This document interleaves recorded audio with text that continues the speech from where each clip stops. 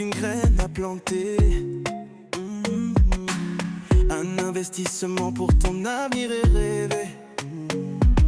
Le temps est ton allié, ton trésor. Chaque effort est un pas vers l'or. Investis aujourd'hui pour demain. Chaque choix est un pas. Donc là, on est en train de faire, là c'est ma maman, elle est en train de faire donc le bâton de manioc, je pense le type mianais en fait, voilà. Parce que comme vous le savez, il y a plusieurs types. On a le manioc de différentes ethnies. Bon, mais là spécifiquement, il s'agit donc de celui donc mianais. Je pense le plus courant, hein, parce que c'est clair que c'est celui qu'on rencontre le plus sur le marché. Donc là, elle est en train donc d'attacher. Comme vous pouvez le constater ici, on a déjà quelques bateaux qui sont là attachés. Il y en a même dehors. Il y en a aussi qui sont dehors déjà. Que c'est le même là. Voilà. Donc, pour le faire, juste pour expliquer rapidement donc, le processus, il y a donc les tubercules ont été creusés donc, à la plantation. Après creusés à la plantation, ils ont été transportés jusqu'au village. Donc du village, ils ont été épluchés. Après épluchés, ils ont été donc lavés. Après lavés, ils ont été râpés, trempés d'abord. Voilà, donc trempés d'abord.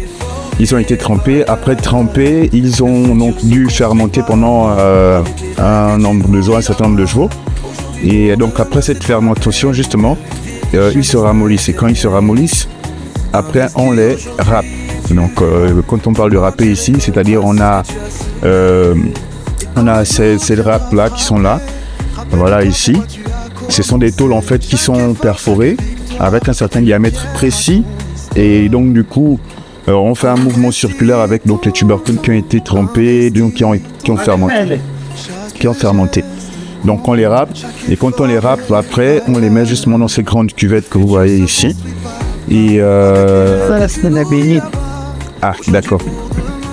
Donc pour les beignets justement, le manioc, justement je prendrai le temps de pouvoir assister et filmer pour que vous puissiez voir comment ça se fait.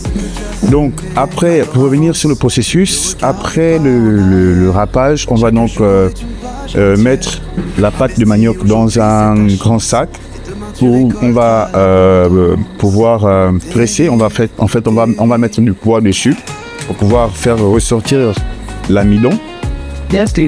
Voilà, pour pouvoir faire ressortir l'amidon. Et un jour après, on va pouvoir voilà les autres bâtons de manioc. Donc là on a 4 paquets et 6 bâtons. Voilà. Donc là on a le bois. En fait il faut savoir que c'est toute une logistique. Ici on a donc cette espèce de d'émissu qu'on a coupé et bien sûr stérilisé pour enlever